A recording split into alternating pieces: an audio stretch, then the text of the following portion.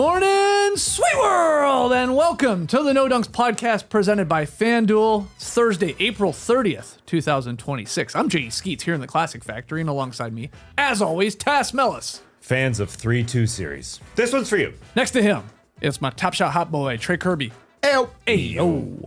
And over yonder, making the magic happen, super producer JD. Hello. There he is. Hit the like button, subscribe, 5-star ratings and reviews. On today's pod, we are going to draft some of the most disappointing players in the playoffs so far. We'll do 3 rounds of that. We're also going to try and wrap our heads around the proposed 3-2-1 draft lottery reform. Mm-hmm. We teased it yesterday. Yes. Today, we talk about the odds. But first, some Game 5s that we had on last night. We got 3 to break down. Let's start with an epic duel. Yes. Yeah, Cade Cunningham scored a franchise playoff record 45 points to lead the Pistons over the Magic 116-109 in Game 5 of that first round series to stave off elimination. All the buzzwords here today. Paolo Banchero matched Cade's 45, but he missed 7 of 12 free throws, and he talked about that after. Yikes. Orlando still leads the series 3-2. They get a second chance to advance on Friday night. But Cade, Paolo, the 2 number 1 picks, those teams got to draft them with the number 1 pick because they were bad teams, if I remember correctly. Again, no, we'll get to that. What a battle, though. And Detroit, like we expected, takes us back to Orlando. Yeah, Cade, incredible. And then just got enough chipped in by his teammates. Just those little contributions. Just like we are here in political season already here in America, where you get those texts or emails saying, can you chip in? $5, $3, $2, anything. And the Pistons got enough of that from their supporting cast for Cade. Listen, hey, they're Cade better. Cunningham for president? Oh, man, baby. Yeah. I mean, he can do whatever he wants. Yeah. Just like our president. He gets to Are whatever. Are you saying Tobias Harris is me giving $5 to John Ossoff? You know what? Sort of. Yeah, sort of. It's a bit of a slap in the face to Tobias because he was better than $5. He was. Yeah. He was. But start with Cade, who was getting everywhere and doing whatever he wanted on the floor. I thought that instead of Franz Wagner in this lineup, they'd go with Tristan da Silva just because of the height over Jamal Cain, but it didn't really matter. Jamal Cain was out there. He was abusing everybody. He was switching up to Bane or Suggs or Cain or Wendell Carter or the occasional 1-versus-1 battle against Banchero. Those cool. Were good. Yeah, those were fun. But Cade was just spectacular. He could literally get to wherever he went on the floor, from up top getting to that sideline or wherever, and he was so good. I do say those other supporting casts from the Pistons, though, I do want to say they fought through injuries the entire game. Sar Thompson battling a leg injury and then coming through in the fourth with monstrous blocks where he had to recover. And same with Tobias Harris, overcoming that ankle injury, hitting enough shots, playing great defense. Just really great. And finally, the best Jalen Duren game in this series, which is 12 points and 9 rebounds. But it was. But still, first possession. He outplayed Wendell Carter Jr. Finally. How about that? Yeah. And a really big key defensive play, I think, when Paolo Banchero was bringing it back in the fourth quarter. It was a 7-game deficit for them. And maybe Paolo Banchero's coming back, or helping the Magic come back. But our man Jalen Duren went straight up and absorbed Paolo Banchero really well there. So 12 points, 9 boards. Again, that's a $5 contribution for John Ossoff. 2 blocks and 3 ugly turnovers. But that's what you wanted and what you needed. Finally, for the second time in this series, they got contributions from other guys when Cade had a good game. You just need 4 of those. So this series ain't over. No. I'm still taking the Magic, though, and hopefully Franz comes back for that. I think that was kind of key here. But either way, what a show. Yeah, you could definitely tell the Magic were missing Franz. I thought more so on the defensive end. Like Jamal Cain, we probably should have gave him a shout out after the big dunk. Like he deserved to get a start. And that's when I think 8 points and 9 rebounds in Game 4. So you're like, okay, we'll try it again. See if he's got the magic again.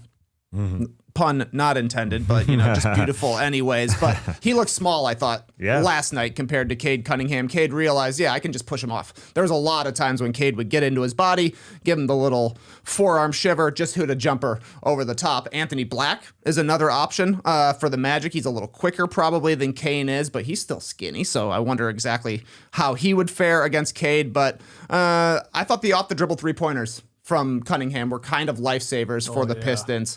Orlando loves to pack the paint. They'll put 5 guys there. They'll go under every screen for Cade. He's got to hit some pull-ups. He hit 3 of them last night, hit another couple on catch and shoots as well. 5 threes was half that the Pistons made last night. And they needed every single one of them. It's like when John Ossoff emails me and says, I'm desperate. Right. Please save me. That was Tobias Harris hitting 13 of his 21 in the second half. That was Cade knocking down threes. That was a Duncan Robinson 3 here and there. A good game for the Pistons to be able to pull this off. Now they just got to do it again in Game 6. Yeah, Cade decided, look, if we're going to lose as the number 1 seed to the 8th seed, and we had a 60-win season and we did all this, but we're going to lose here potentially in 5 last night, it ain't going to be because of me and me like hiding in the shadows or obviously not taking control. Yeah, he put his head down. He got to the line a ton, hit all his free throws too, 14 of 14, had the 3-ball going, and he shot a lot of times, you know, especially when you consider in all the free throws he got there. He's like, he played 44 minutes. He's like, we're going back to Orlando. I'm dragging us there. I need a little bit of help. And yeah, they weren't perfect games, but Asar Thompson with a bunch of steals, bunch of rebounds, and Tobias Harris coming through with some scoring. Just a little bit of help to take the pressure, some pressure off Cade. Yeah. Whereas, you know, Paolo was catching fire there at the end. I mean, look, it looked like, wow, is he going to do this? Is he going to close him out there? But it was really, really fun. These 2 guys were on fire there for stretches of this game. Yeah, the Duren contribution started from the get-go. Put him in the post. We need him. So he gets the first possession. He gets a bucket that he doesn't usually get, scores in the post.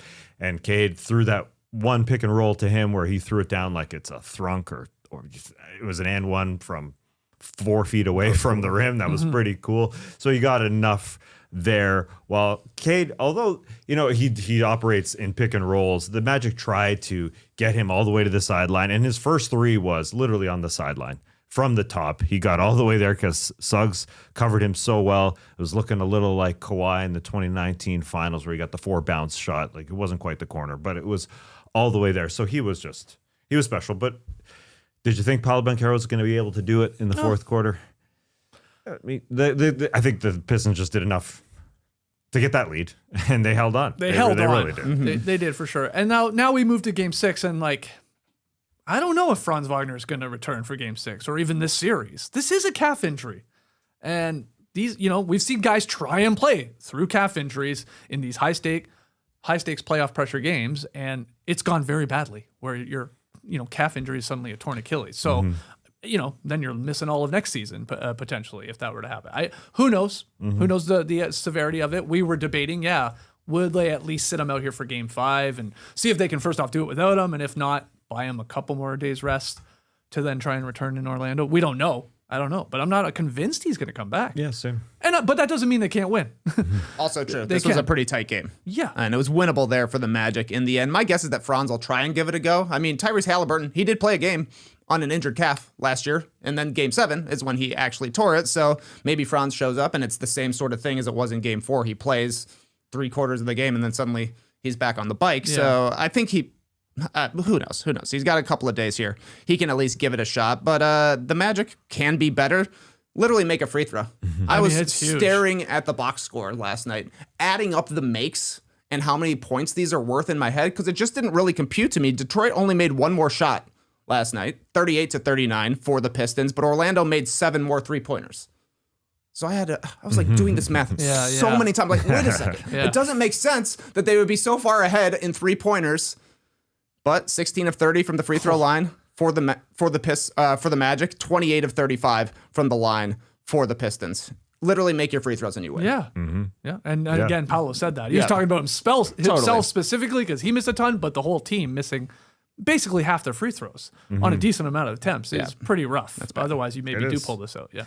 Yeah. So they could easily win Game 6 because it was so close. And lots of good threes because, as you said, Trey, they hit 7 more threes than the Pistons did. Lots of good 3-point shooting, surprising from the Magic. Paolo Banchero, 6 of 11. Desmond Bane, 4 of 10. Okay, that's not surprising. Anthony Black, 4 of 6. Yeah. And Jalen Suggs, who's been pretty poor all postseason. We'll get into the most disappointing players from the playoffs. He will be mentioned.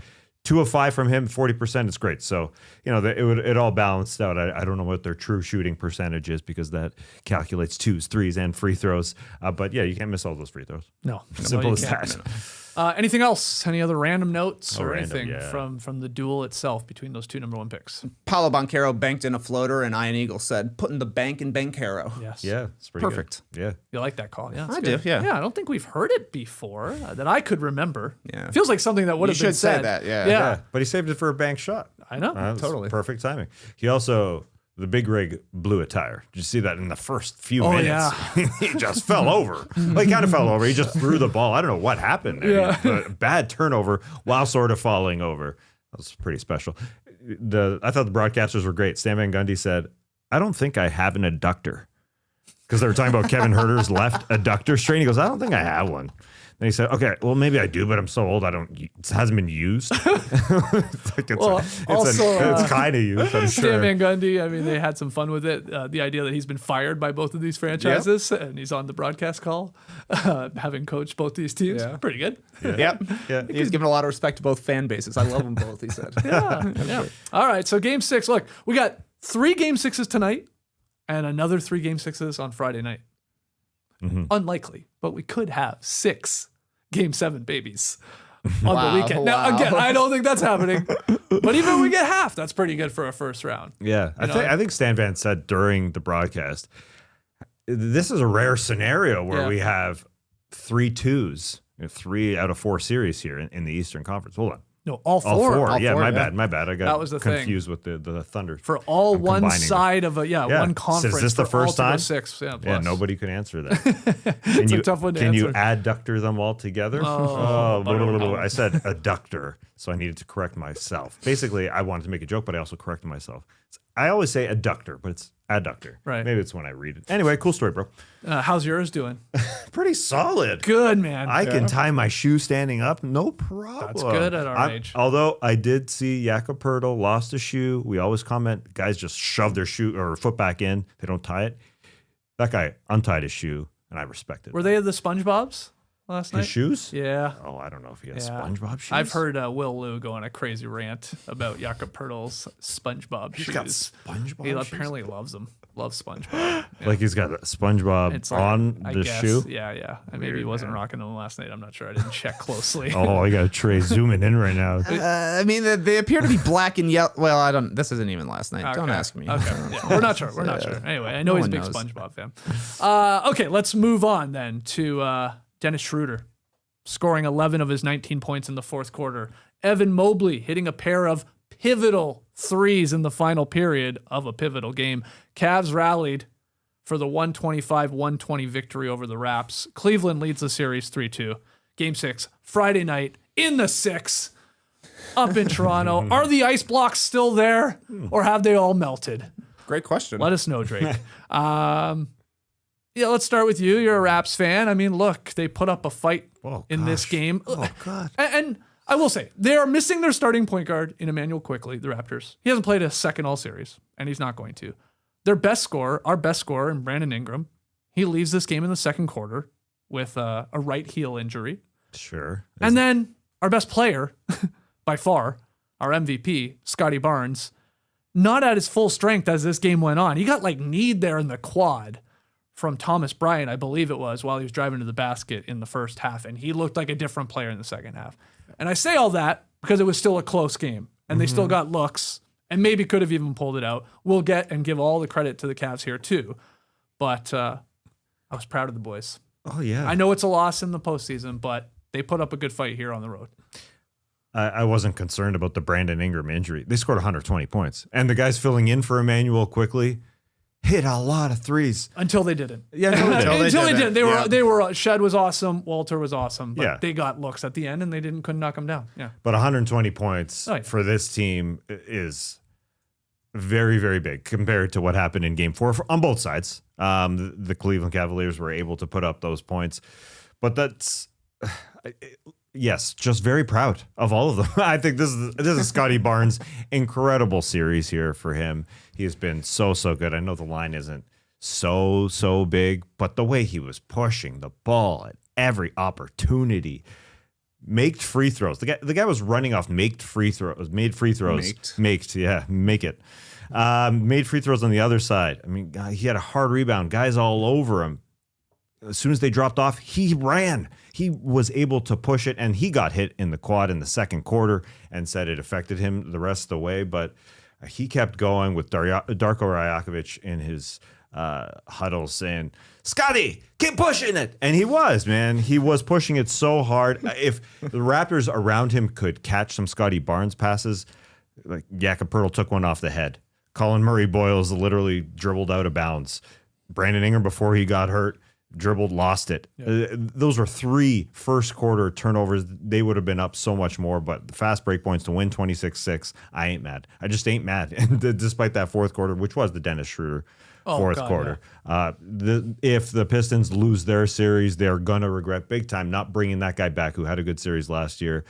The Sacramento Kings outbid, I guess, the Pistons, but they ended up giving Karis LeVert just as juicy an annual salary. So they're going to regret that. But yes, those two guys, both Dennis Schroder and Evan Mobley, came through late to finish this off. Yeah. Can't be mad. I don't think it's a stretch to say that Schroder may have saved the Cavs season Absolutely, here. Who knows how this Game 5 goes without him going off, using his speed, showing his willingness to attack in that fourth quarter, Trey, to the point where Mitchell's like, let him cook. Yes. And that's pretty impressive for your superstar to say that. Ride the hot hand, coach, because he's got to go. And I think he played the entire fourth quarter along with Harden there. And then they had 3 guards there as Mitchell came back. But he was huge, and so was Mobley, too. He was good. Yeah, Mobley, you said 2 threes, but I thought the one at the end of the third quarter was kind of part of the fourth quarter run for Cleveland. He followed that up with a dunk, then hit a couple of really timely ones, like you're saying, in the fourth. But it was the Dennis Schroder game. Raptors load up on Mitchell and Harden. Anytime these guys are handling the ball up top, there's a guy shading over, just like, you're not going to drive this way. We're not letting you two beat us. Mm-hmm. So smart of Kenny Atkinson to get a third ball handler on the court. The right-hand scoop floater for Schroder. This guy has hit the shot a million times in his career, where he just gets a shoulder past the big guy, curls it up onto the rim, knocks it down. 11 of his 19 came in the fourth quarter. I thought pretty interesting that the Cavs played the entire fourth quarter basically with 4 guards and 1 big. It was 4 of Mitchell, Harden, Schroeder, Strus, Tyson, and Merrill, all of whom did stuff in the fourth quarter, and then 1 of Evan Mobley or Jared Allen. And yeah, for me, the Raptors, they got 3 awesome quarters out of Jacoby Walter and Jamal Shed, and then the ball just kept finding these guys in the fourth quarter. They both went 1 for 5. Meanwhile, Cleveland figured out a way to limit their turnovers in the second half, which made the Raptors have to play in a half-court scenario. Scotty wasn't the second player, or the same player in the second half, so Cleveland is able to load up on the bully ball that Barnes and Barrett are trying to do. Just smash into guys, get into the lane, and shoot over the top. Otherwise, it's got to be a kick out to 2 guys who just went broke in the fourth quarter. Yeah, they did. They just ran out of those money balls, and they kept grabbing offensive rebounds even. Yep. They kept giving themselves chances, and it kept going to the corner to one of them, and they couldn't knock them down. Yeah, great audio caught by Kenny Atkinson, Cavs head coach, saying, defense is great, contests are good, shedding them, don't overreact to their threes. Shed in them. I had to write that down. It's obviously Shed and Jacoby Walter, who, again, really good shooting nights other than the fourth quarter. Especially Jacoby Walter, who couldn't buy a 3 for the last couple of games. Yeah. For him to catch fire and start as hot as he did in this game. Finishes 6 of 14 from distance. I mean, a lot of attempts for him, but played well. Did play very well, and then Shed was good too, 4 of 10. But that's 24 3-point attempts. For those two guys. Now they hit 10 of them, and a lot of them, more than not coming earlier in the game when they built their lead. Yes, I wonder if somebody hears that on the broadcast in the second quarter. Shed in them, just leave them open, and sends that directly to Jamal Shed. At half, he comes in and says, "Damn, that's cutthroat, Kenny." Shed in them. I'd rather be Shed than them. At least I got named. That's actually pretty impressive. A lot of people don't even know who this guy is. Probably casual fans. I had to go back. I heard that yesterday, and I wrote it down. But then I went back to make sure. I wanted to know exactly what he said. Was it Jamal Shed and the rest of those players, or was it just Shed and those other guys? Because that's what it really was. He just could only think of Jamal Shed. He didn't really care about saying Jacoby Walter. But I thought, coming out of half, watching Evan Mobley miss a bunny on their first possession, and they're down double digits. I think PJ Carlissimo said it on the broadcast. They're going to keep losing or keep getting down in this game if their bigs can't hit shots. And it was totally true. But then Donovan Mitchell picked it up. Jared Allen hit a shot, and then you had that huge Mobley dunk. It kind of like a little pump into his dunk, and then you got a big-to-big passing from Jared Allen, and then the 3-ball started for him. Had a big block on Barnes in the fourth quarter. So those guys came alive. His best game of the series, no question. 23 points for him.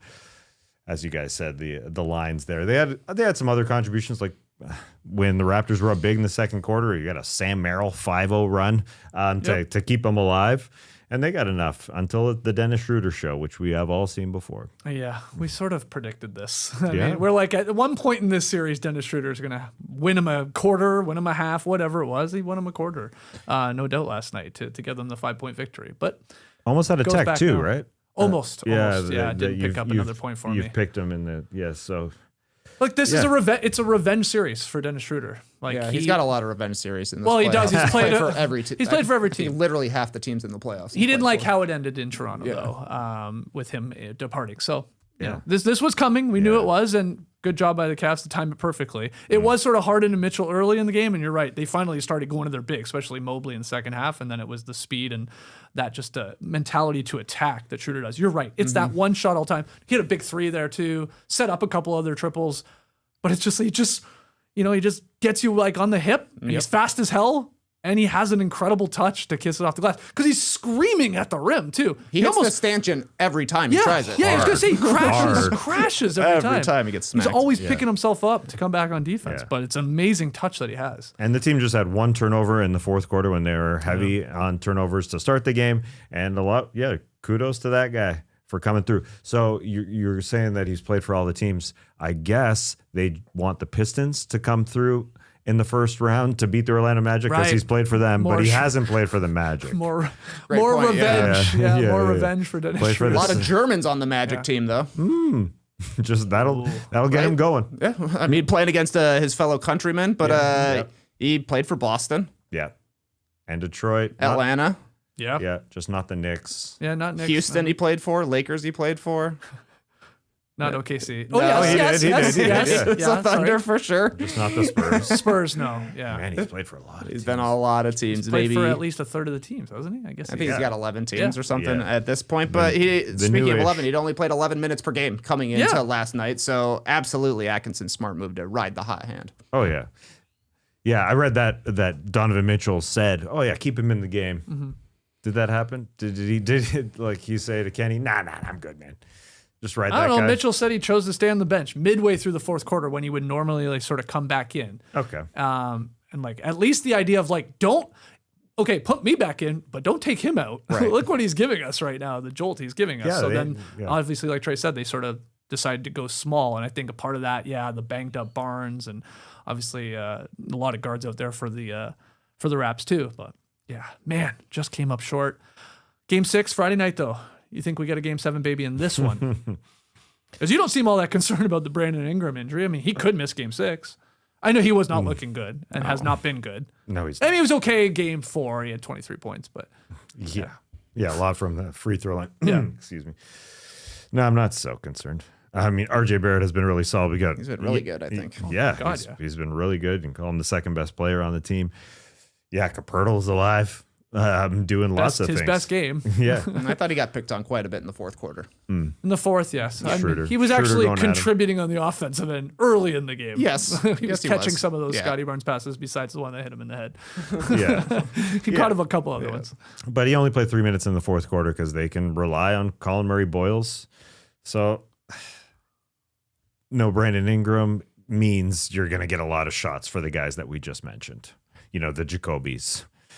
And the Jamal Sheds and the Sandro Mamukelashvili or more Jameson battles.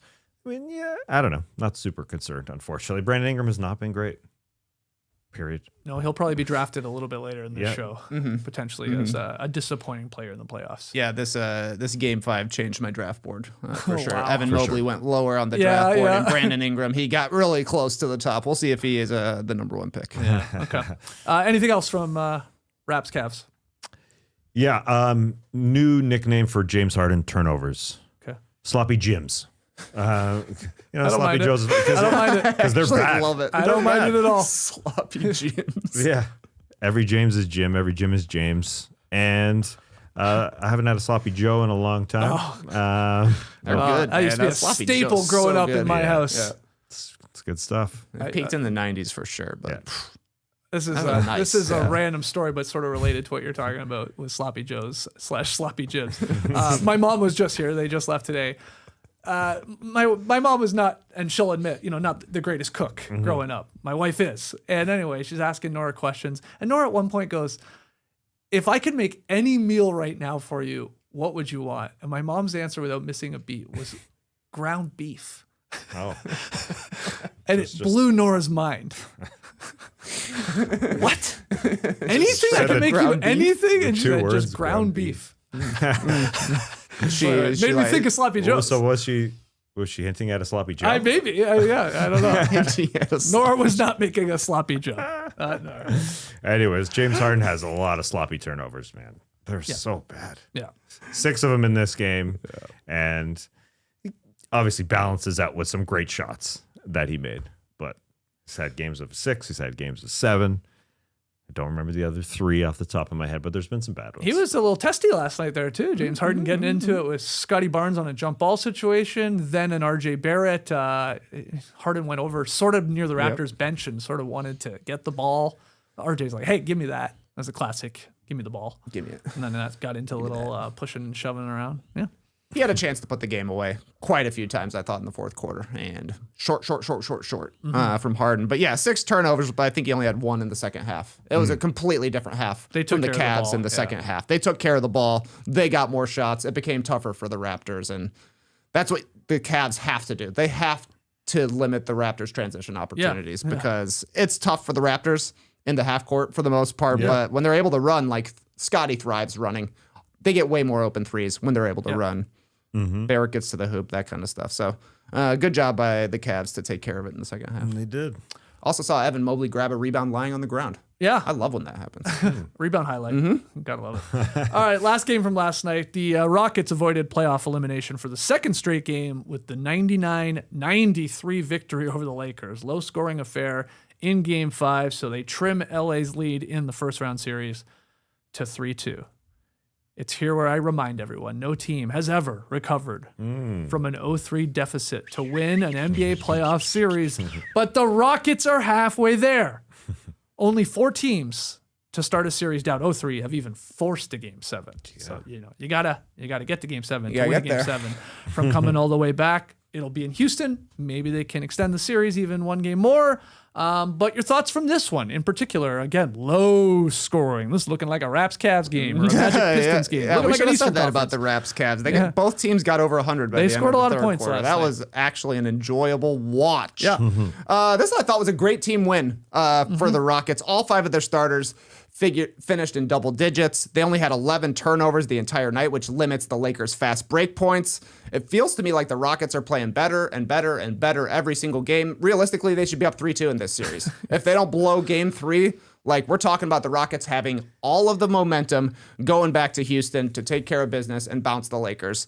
But a terrible 30 seconds means they have to play perfect basketball, basically. So no teams come back from 3-0, but teams that come back from 3-1. A lot of teams have come back from 3-2.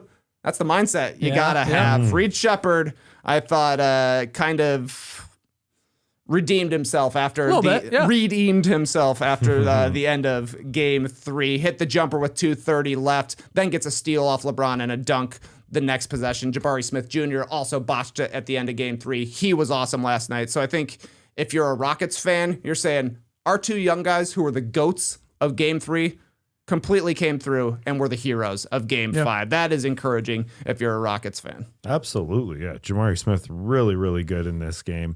Yeah, I thought Reed was going to botch it on that possession there. Yeah, he lost the ball up top, right? It was like, geez, man, can you dribble? Yeah, and then it was a no-pass possession, too. He did not pass the ball. He was able to dribble into the mid-range and hit that shot and then stole it from LeBron as it was stolen from him at the end of game 3 by LeBron's poke.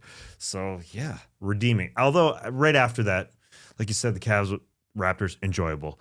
At the end of this game, I didn't like that call that was overturned at the 140 mark. Huge challenge. Controversial. Huge challenge by Ime Udoka and the Rockets staff. You're talking about the Tari Eason, Austin Reeves. Is it a charge or is it a initially block? called for a charge, Yep. and it's overturned strictly because Austin Reeves was moving. It wasn't established, but it wasn't, one of those scenarios where a guy was just trying to get his feet planted. Like slide in. He's or playing something. defense. Yeah, yeah. He's allowed to be in front of the guy, so that was a difficult one. That was big. I mean, I will huge. give credit to Tari Eason, though, for stepping then to the line and actually hitting 2 free throws. And I was like looking it up. I was like, is this guy like an elite free throw shooter that I didn't realize? No, not really. He's like a 75% career free throw shooter. Fine. But that was, I mean, after the break and after the switch and all that, to knock both of them down, I thought I was pretty impressed with that. Yeah. And that was just a good illustration or representation of like everybody just doing enough for the Rockets. Yeah. Reed making those plays. I thought that was one of Jabari Smith Jr.'s best games in the postseason. Oh, man. Eason, everybody. Amen Thompson also. So, The two, yeah, they got it done. They're going to get this to game 6. I don't know, man. This could be, I don't know. Because before the series, we questioned how the Lakers were going to like consistently generate enough points without Luka and Austin Reeves. And Austin Reeves' return, and we can get into his return and all that in a second. But they ended up winning those games at the beginning because LeBron, of course, leading the way. But then you had the Luke Kennard game and you had the Marcus Smart game. And since then, since those first 2, call them 3 games, they've fallen back to earth. Like, not shockingly, but the Nard Dog and Smart, they're giving you nothing now. LA averaged 106.6 points per contest against the Rockets in the first 3 games. Over the last 2, they've scored 96 and now 93. That's how the Rockets are winning this, but a part of it's LA just going ice cold from deep here. Over their last 49 attempts, the last 2 games, they made 12 threes. I mean, that's sub 25%. So they're going to need one of these games to close out the series where it's a much better, closer to 35% than 25%, I think. And maybe it's Nard Dog. Maybe it's Reeves with the rust shaking off a little bit. Maybe it's Smart, who's always like, you never know. It's like, he has a huge game and he has a bad game, and he had a lot of turnovers last night. He had brutal turnovers. Yeah. This was the bad Marcus Smart game, but they won the good Marcus Smart game. That's how you got to do it. And like you're saying, they won when Kennard was great. Now he's back to being Luke Kennard. He ain't gonna shoot it. He's a little taken out of his flow, I thought, playing with Austin Reeves last night. But they got to get up more threes, I think, is the big thing. Only 7 of 27 last night. 7's a bad number, but 27 is also an incredibly low number. They just got to chuck more, like we saw the Sixers do against the Celtics when they were staving off elimination. So far, the Lakers are only averaging 25 attempts per game. They're not a high three-point team. In general, like Rui wants to take a pull-up mid-range jumper. He wants to pump fake and get into the 18-foot range. LeBron wants to score at the rim. Reeves wants to get to the hoop, draw some fouls. He was good at that last night. I didn't think he looked that great otherwise. But they got to figure out a way to get up a few more three-point attempts, like get over 30 here in Game 6, and then that's going to be tough for the Rockets to keep up, because if you're playing 2-point basketball, that's the way the Rockets want to play. Yeah, I want to see how this chemistry between Austin Reeves and Luke Kennard and everybody else plays into on Friday. First of all, coming into this game, they had 2 days off. That was supposed to help them. Did not help them. 1 day off going into Friday. See how that works. So LeBron 0 for 6 from 3 in this game. We'll see how he rolls into Friday. But Austin Reeves also a good start to this game. He was 3 of 6 in the first half. And then he jumps into the starting lineup second half, and Luke Kennard goes to the bench to start the second half. So that's different for Luke Kennard, just to be in that flow. He was 0 for in this game. Didn't hit a shot. Yeah, he scored 1 point. Yeah, and Austin Reeves 1 for 10 in the second half, although he went to the free throw line a ton, 9 of 10 from the free throw line. So he's got a quick 1 day off here. So there's lots of interesting stuff in here in this series. And as you're hinting, can the Rockets do this? Yeah, it's more believable because of everybody, especially young guys like Jabari Smith. Not only a great game, but just doing it very admirably. He seems like a vet right now. The 2 help blocks that he had in the first half were so big. He's not a shot blocker type of guy, but those were really big. Those are, hey, I'm buying into what you're saying, Ime Udoka, and this is a series, baby. This is a series. I wonder if JJ Redick will switch up how they're playing Alperen Şengün, because they're really like forcing him to get it out of his hands. But will they switch that up and go more one-on-one after they got 43-point attempts and he was making the right plays? Like, he didn't score a lot, but that was part of the game plan. They're like trying to get it out of his hands, make anybody else beat them. And everybody contributed enough. I wonder if JJ will switch up the defensive sort of strategy on him. Maybe play Alperen up one-on-one a little bit more. We'll see. Or will he just roll with this again and say, no, we'll hit some shots? We've been ice cold from 3 these last 2 games. We'll be fine. I mean, hit some shots would be fine, but also Austin Reeves make a layup challenge. The guy missed how many easy layups with barely a defender on him as well. He looked super rusty to me. He looked out of shape and kind of slow for the most part. If he makes 2 of the however many layups he missed, this is a win for the Lakers. I think they will play Şengün the same way. Ayton's been playing awesome. He was incredible last night, and they still forced a bunch of turnovers for Şengün. The Rockets aren't a high 3-point attempt team, so maybe they'll change it up because this is a way for them. If the Lakers are doubling, this is a way for the Rockets to kind of increase their 3-point shooting. They have got good shooters, but they just don't take a ton of them. So I don't know. I mean, maybe just let Ayton play him straight up. He's been doing a good job. Yeah. We'll see. Yeah, we got enough shooting from their 3-point shooters in this one. We got the Dorian Finney-Smith game. The guy had 2 points in the series coming in. He had 2 threes in this game. Right. So his best game. Thompson hit 2. Yeah, yes. Thompson. So they seem to be growing and getting better. Yeah. Even though, they should be up 3-2. While the Lakers, there's questions because how will Austin Reeves respond? His body respond? Right. Does he get worse, or like Embiid when he came back and had a bad sort of first go of it and then looked awesome, more dominant? I'm totally different players. I get that. Totally different injuries. But this idea of like, oh yeah, game speed, playoff speed at that. Yeah. Maybe he is a bit better, and maybe some of those layups are dropping or shots are dropping. And it's a different Luke Kennard off the bench. It's just a different guy. So, if he's involved, he can still score. He's a great shooter. But there's a bunch of questions. Okay, so those 3 last night then that are going to Game 6, how many of those 3 go to Game 7? 1 or 0? 1, 2, or 3? Oh, 3, 2, 1. Yeah. I think for sure Raptors go to Game 7. Okay. Wow. Okay. Yeah, I was just reluctant to say the Raptors. Home team advantage has been realistic in this one. Won every game thus far. Yeah. What happened? I feel like the Cavs never win a road playoff game. I'm thinking of the Magic Cavs series. That was all home wins. Yep. That's what happened in the 2016 conference finals with the Raptors Cavs, right? Every team won the home game for the first 5 games until Game 6. Yeah. And the Cavs destroyed the Raptors in Toronto. I'm a little reluctant. Scotty Barnes' leg, if you can get great shooting like this from Jacoby Walter and Jamal Shed, and Donovan Mitchell's going to have a good game one day. I mean, he hasn't had one. So I'm a little scared that they scored 125 points. The Cavs did. And again, no Donovan Mitchell, great game yet. So what about the Pistons or Rockets? I think the Rockets are my number 1 pick right now. Okay, that's how you sort of rank them then? Sounds like you would rank them most likely to give us a Game 7, baby. Rockets, especially at home versus the Lakers. Rockets. Then the Pistons maybe on the road in Orlando, and then unfortunately Raptors. I don't know. The Raptors and Pistons that's a wash for me. I have no idea. And I really don't. Yeah, tough to figure out what type of team you're going to get from night to night in some of these series and some of these teams. Entertaining Game 5s, though, last night. Let's take a break. Hold on, quick one. LeBron at the free throw line in the 4th quarter. I turned up the volume because the mics picked him up in that crypto arena. Mike's doing great. He was looking directly at Alperen Şengün, and he said, quote, "Soft-ass call? You don't say that. You don't say that. Soft-ass call. Yeah. You the only player out here who ain't allowed to say that." I don't know. That was awesome. Yeah, it was good. It was good to get He's literally like, you're a softie. Yeah. And you're complaining about me going to the free throw line? Shut up. That was cool. I love that. He's right. Şengün's a softie? I mean, dude falls down all the time, Floppies. Yeah, softie, floppy, different definitions for me, but I get what LeBron's saying. You flop too, dude. Yeah. Also, we talked about Celebrity Row at the Knicks. Seeing Macaulay Culkin, that's cool, with Brenda Song. Brenda Song, I watched her in Running Point. You watched it? I watched the first season. Okay. Yeah, while I was giving platelets, sitting there, and your arms don't really want to use a controller. Right. I watched a full season of Running Point. Wow. It just played. That's the series that Kelly Olynyk made a cameo right at the end in the last episode, I think. I've never watched it, but I know what show you're talking about. Yeah, it's Kate Hudson's the star. Brenda Song's her manager sort of thing. Yeah, okay. But I haven't watched the second season. I don't know if that's going to happen.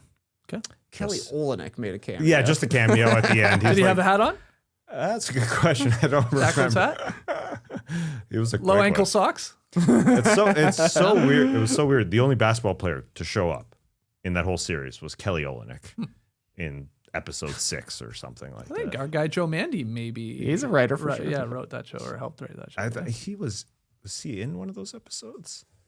Am I conflating stuff? Maybe. You could easily be thinking of Hacks. Oh, yeah, that's a great show. Yeah, where he's there's a great trivia show episode. Yeah. Joe, that's a funny one. Yeah, That's a good funny one. one. That was a great show. Also a funny moment. This one, Reed Shepherd threw an outlet pass for a turnover. I think this was in the first half, and it got deflected and smacked off JJ Redick, and the guy didn't even flinch. Ooh, Cold as ice. he's ready. He's ready. All right, we're going to take a break. When we come back, still lots more to get to on No Dunks here. We'll do our most disappointing players of the playoffs draft. I made a little 4-prop parlay here on FanDuel. Number 1, Neemias Queta, 10-plus points. Think he's going to do a better job. As well, the Celtics going right at Embiid, tiring him out. How high do you think Neemias Queta's average for points per game this playoffs is? What's he averaging, is you're asking? Yeah. I mean, I asked it in a weird way, but yeah.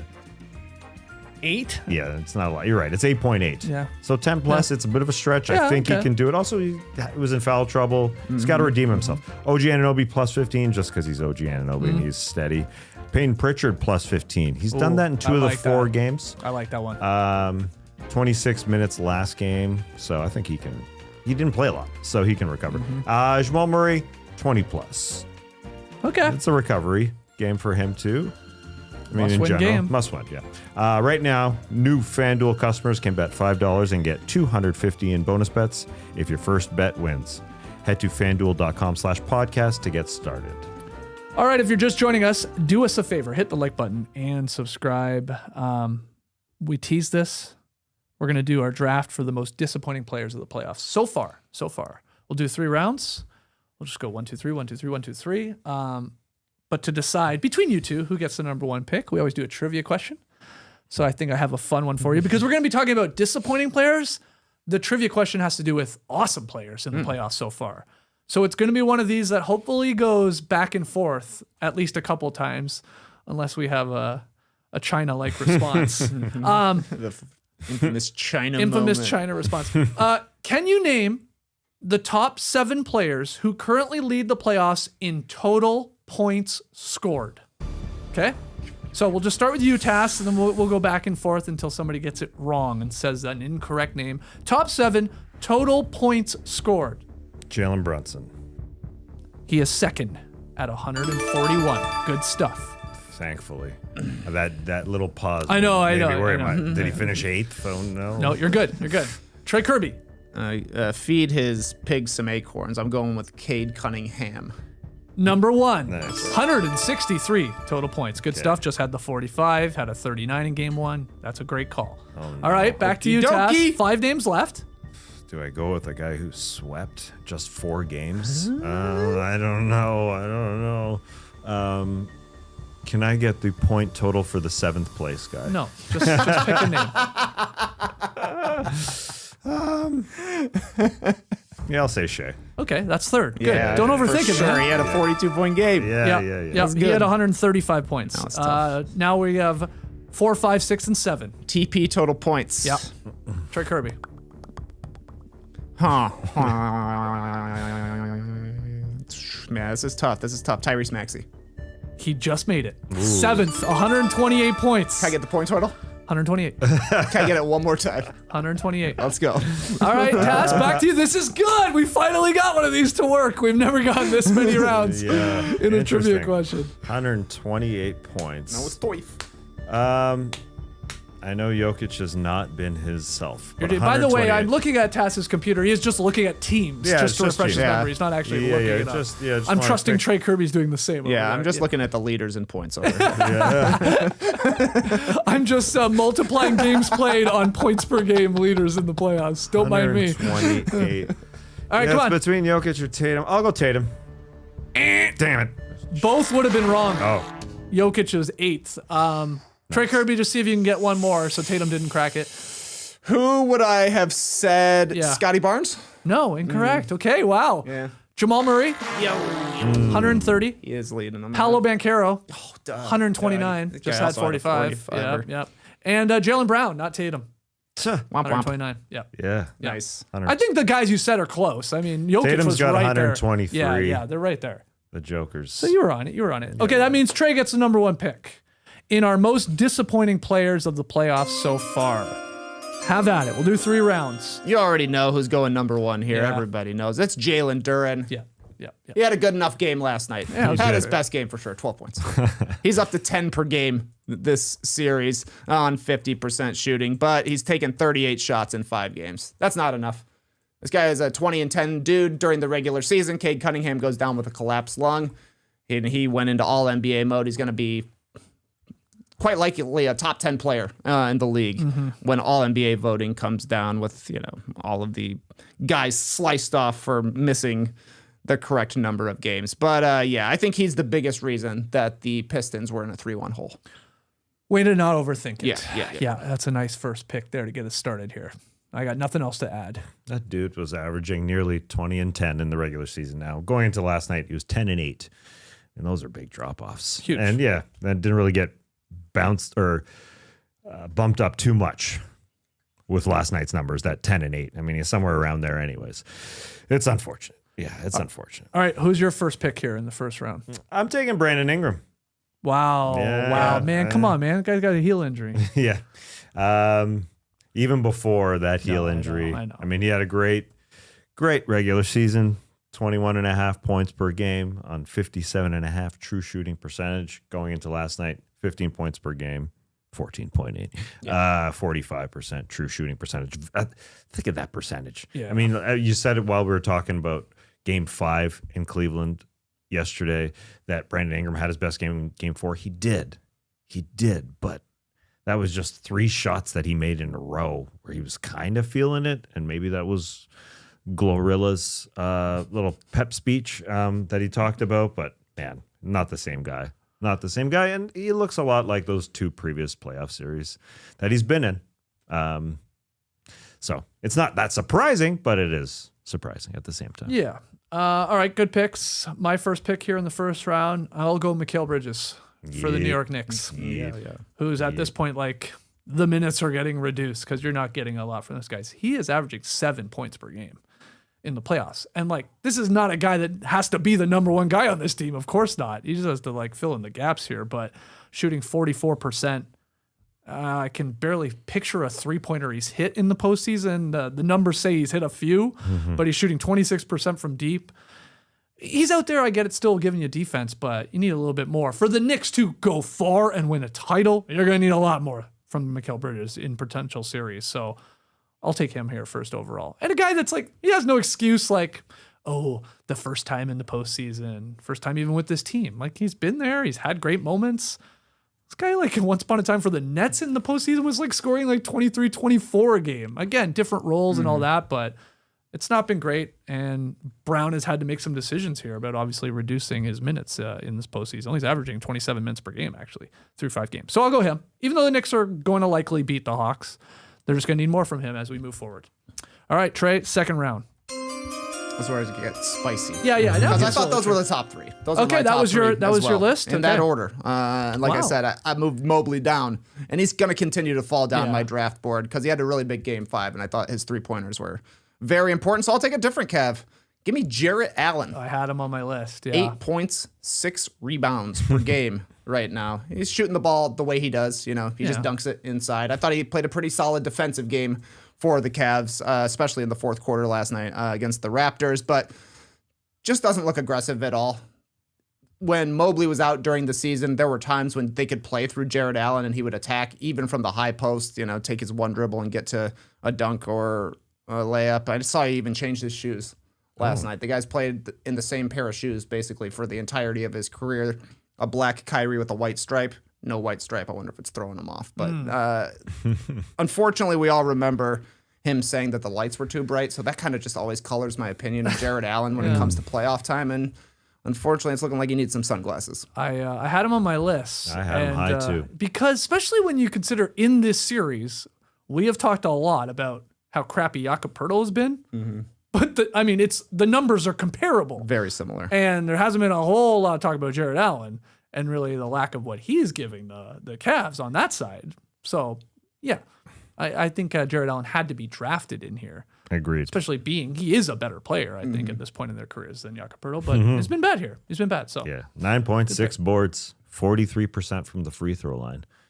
Wow. How does that happen? Yeah. You've had a big drop off from the free can't throw have line. taken a lot, I assume, but No, but still. that is crazy. Yeah, and the Raptors' second chance points have been a problem. Yes. Until yesterday. Yesterday he was way better. And so it seems like both Jared Allen and Evan Mobley had a better game 5. Yeah, Mobley's been much better than Jared Allen. Yeah. I Oh, agree. yeah. Even if he's at times in the series hasn't played up to his expectations. Yeah. But Allen's sort of been like Poeltl, pretty rough here overall. Okay, Jared Allen's gone. Where you go, Tass? It's a Denver Nugget to me. I debated Ooh, between yeah. between Which one? Jokic and Jamal. I'm going with Jokic. Higher expect. Whoa, Nice. I'll admit I wasn't sure what to do with these guys because they Right. are putting up gigantic Huge numbers. counting stats, but also like I've watched the games. They're not playing up to their standards. No. 127 total points for Nikola Jokic. I guess he's 9th on the list. That's a lot of points, but he's far less efficient than he was in the regular season. He's an efficient dude. 67% true shooting percentage. You know, your twos, your threes, your free throws. Now he's at 53.7. Whether it's Rudy Gobert in his head, he just doesn't look right. And sometimes Rudy Gobert blocking the crap out of him.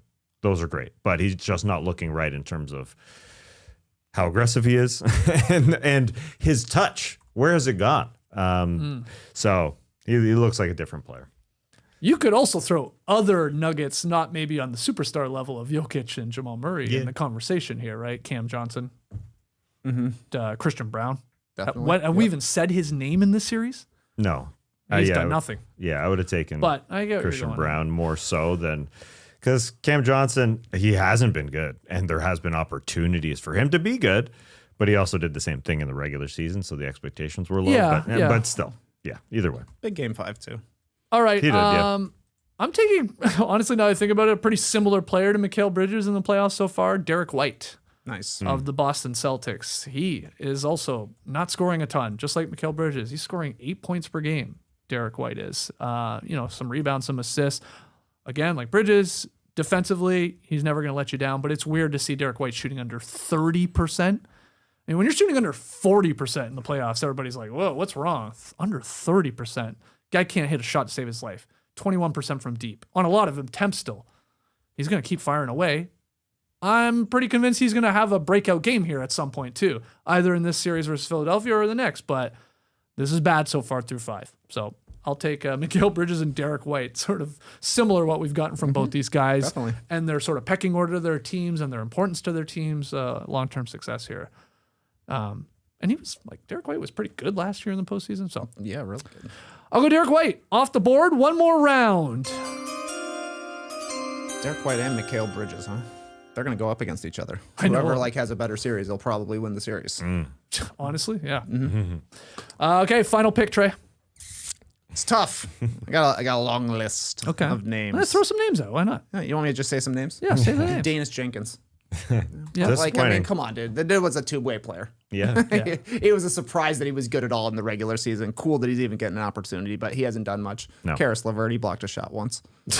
Who cares? He did a dunk. He did a dunk last night. You see that? Yeah. I Also, saw who it. cares? I saw it. It's unfortunate. He passes. Every time he's got the ball in his hands, he's passing. Yeah. He doesn't want to score. Passive guy. Suggs and Black, they're in the mix for me. But Donovan Clingan in the mix for me. But I'm ultimately going to go with Jalen Johnson. Yeah. Ooh.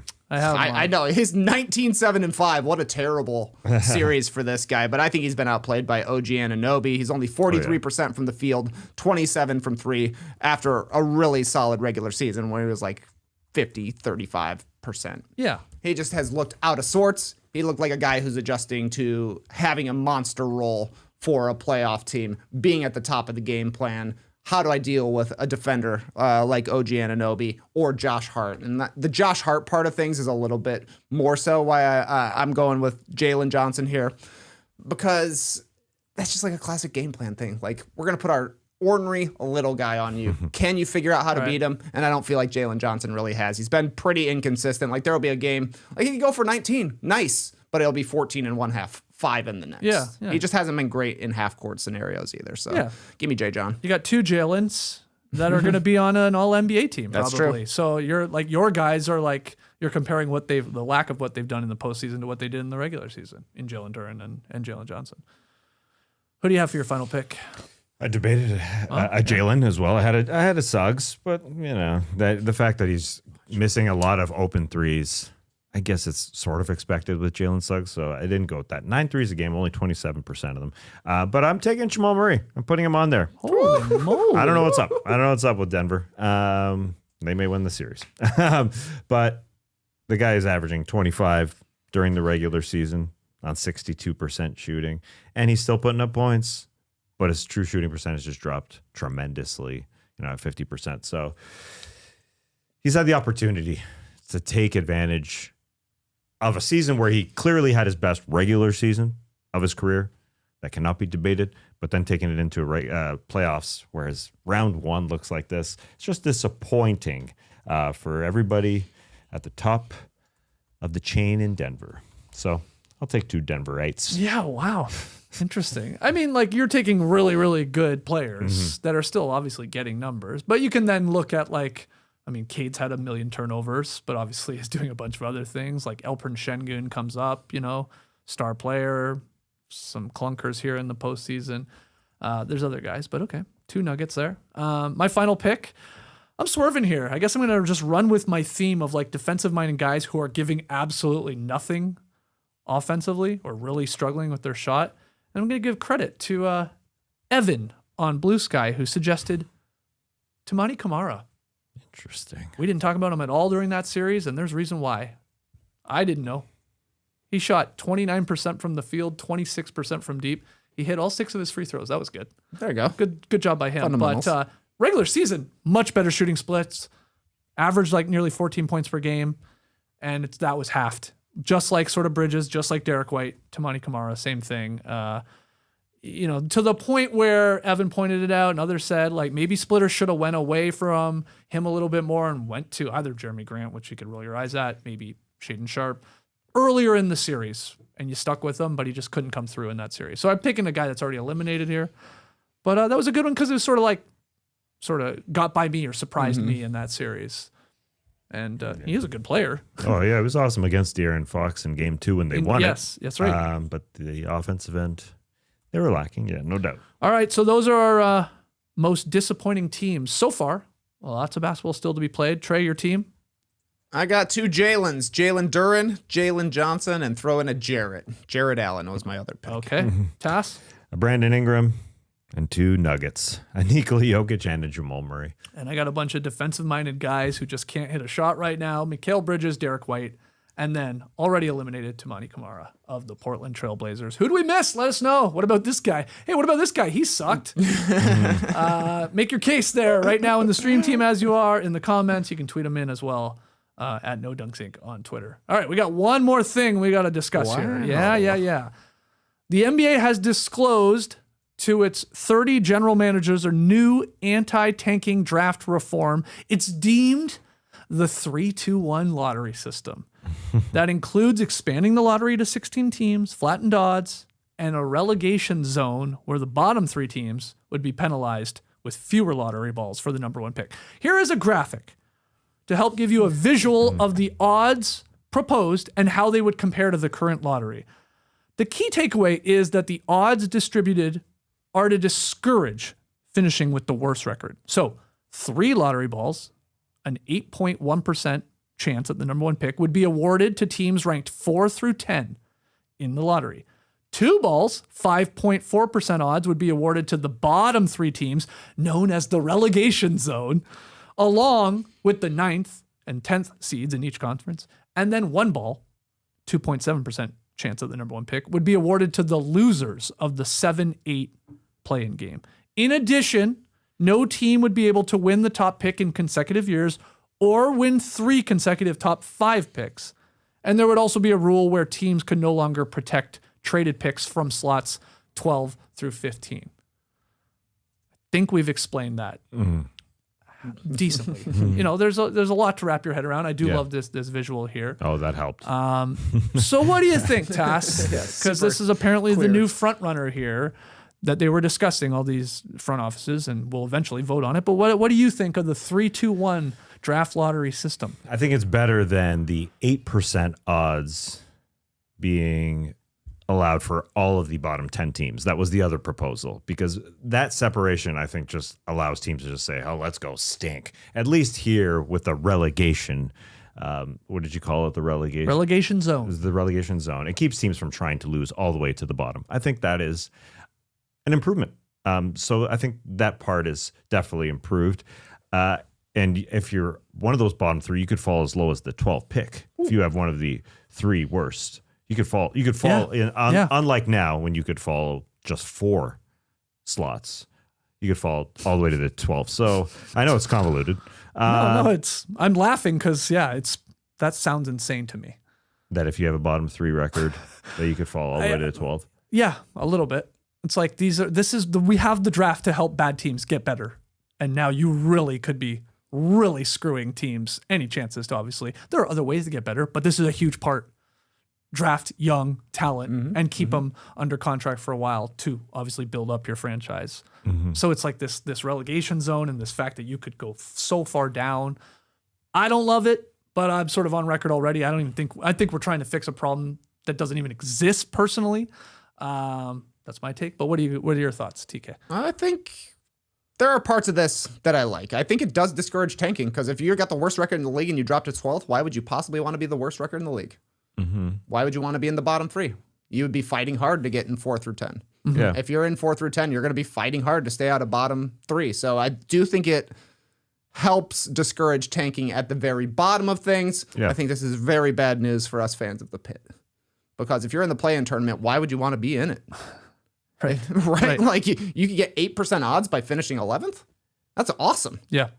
11th right now is like 3% odds. So I think that will be players or teams getting out of the play-in tournament, like losing out of the play-in tournament to get good lottery odds. That's 1,000 times worse than what's happening now, if that is the case. I don't know. I don't know if that's true. Teams tanking for the play-in tournament to actually try and get in the playoffs. I'm agreeing with you, by the way. Yeah. You'd almost be wise to do it if you're like, well, what are we going to do in the playoffs? Then who gives a shit game in March between bad teams, of course, sitting guys and all that, to right now in the system help their chances? Like that, I don't know. I guess you're saying, oh, well, those two teams will now try in March in that game because they want to get out of the bottom relegation zone. Yeah. But I think the other's way worse. The unintended consequences of this, I think, are if this happens, are bad. I don't think this is good at all. I don't get it. We're talking about the Spurs, the Wolves, the Pistons. These are like, they got high picks because they were bad. And now they're turning it around. That's why. Point, period. They got good players. Yeah, but you could still get good picks. You could, but I mean, a lot of the number 1 picks are not the worst record in the NBA. They fall into that 4, 5, 6. That's what generally happens in the NBA. It's not the worst record. Right. So when the regular season, it does discourage you from being in the bottom 3 because it's only 5.4% versus 8%. You know, so why that's a high percentage, that 8%. I think it makes sense. I think it makes way more sense than the flattening of all the odds. Okay, then go back to the way we used to have it. Where the worse team you were, the better chances you had as the number 1 pick. Well, that doesn't discourage tanking. No. Well, I think we're just moving where tanking is going to happen here. Into 4 to 10, you mean? Yeah. Exactly. I don't see how it's better, though. How is that better? It's like I said, we'll have teams that are not under 20 wins now. We'll have teams the worst teams will have 23 wins instead of 17 wins. Yeah, I think the way Shams Charania sold it on ESPN, he said those teams in the 4 to 10 will want to beat down on the teams below them or not want to lose, right? They want to stay up there instead of dropping down. So that's the way it's sold. But yeah, of course it's going to be tanking in general. Teams are going to want to get a draft pick. This does make for games against teams that have been eliminated from postseason contention. Makes it better. Yeah. Bucks versus Pelicans, it matters more now. Yeah, I mean that was the big problem. As you would turn on the TV, there's 10 games in the night and 4 of them don't matter at all. Which is why like local attendance was down, local TV ratings were down because teams were giving up in February. And now they have to stay engaged at least through the end of April. Yeah, that's the whole point. I do like this, and this was sort of buried in a lot of the articles about this. Under the proposal here, The league would have expanded disciplinary authority to regulate tanking by having the option to reduce teams' lottery odds and or modify teams' draft possessions. This, to me, is good. If you're tired of these teams blatantly tanking, then penalize them.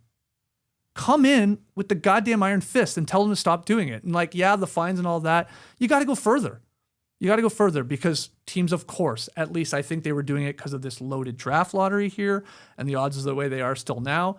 I think it completely changes once it's not like a huge, crazy, coveted draft class. So I think it would have fixed itself, so to speak. But anyway, penalize them, man. Like just as soon as you do that, they'll stop.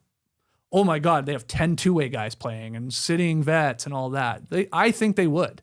So at least maybe slipped in here is this idea of like, if Silver's tired of it, because he really wants this gone, as he doesn't want it to be a talking point, I get that, then just come in and lay the hammer down. And maybe I'm saying more than here's a $100,000 fine.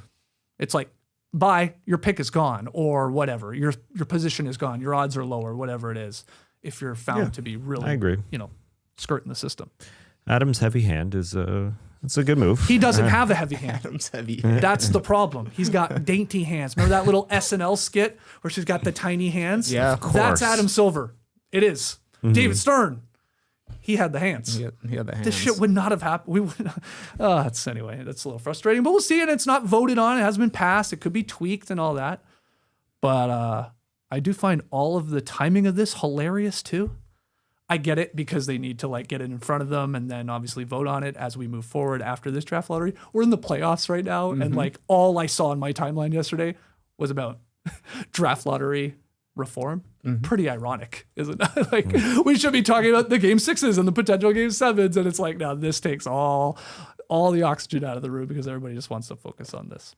We'll see. Let's hear from you. People have opinions on this though. That's for damn sure. Good or bad. Either they're making the right step forward or they're like, what are we doing? This is going to make it worse, as like myself thinks. Well, if it makes it worse, the good thing is that they can just change it in 2029. That's what they did say. They're like, we're just going to try it. We'll just see what's happening here. See if this does anything. That's part of my concern too. It feels like short-term fixy. It's like Silver doesn't like all the attention because of what we had this year and the shenanigans and all the headlines. And it's like, cut it in the bud right now. Try something new and then... But I do wonder about these like unintended consequences, like I said, that's going to like translate from this. But right now, you're right. He's like, I want us to stop talking about tanking. So if you're bad, you're actually screwed. Don't be super bad. Just be bad. That's right. That's all he wants. Yeah. You think they should call this the Manu Ginobili lottery odds? Because they remove a ball? It's way better than 3-2-1 for football. The John I had to Kruk. update my notes. It used to be called the John Kruk. Yeah. Nice. But, Good this is update. more of a 21st century Yeah. reference. It wasn't talked about enough. Manu's ball? Yeah, that he had it removed. I mean, we talk about everything. We gotta get the word out. This is their opportunity. I'm gonna see if John Ossoff will put it in his emails at the end. By the way, Was there another NBA player that had a testicle removed? Topic. I think you're right. Niko He definitely had Topic. testicular That's cancer. the one. Yeah. That's the one. Yeah, recent. Yeah. Wobite of the night, sponsored by Murphy, aka Mavs Muse on X. Follow at Mavs Muse on X/Twitter for Dwight Powell propaganda like this. Dwight Powell has the highest offensive rating in NBA history per StatMuse. 132.4, minimum 10,000 minutes. And he has a very resilient face. Dwight Powell. That can't be true. Hey, man. I refuse to believe that over the course of at least 10,000 minutes, Dwight Powell has 132 offensive rating. There's no chance that's true. Yeah, I saw this sent in to us. I didn't double check it. It didn't seem believable. Well, it's propaganda. It doesn't need to be real.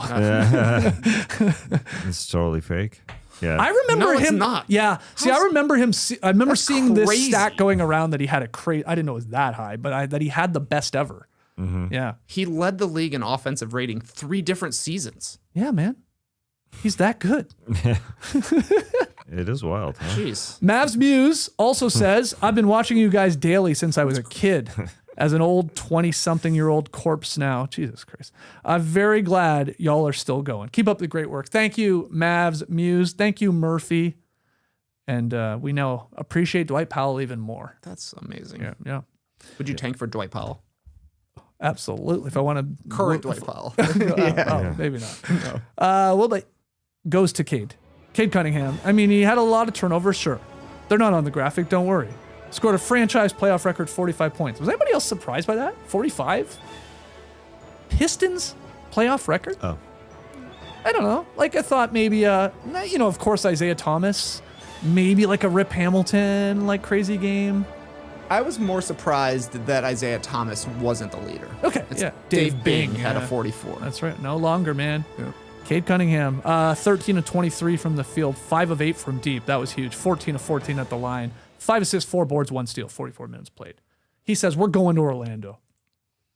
And they are. Friday night. 3 games on tonight. Knicks, Hawks. Celtics, Sixers. Nuggets, Timberwolves.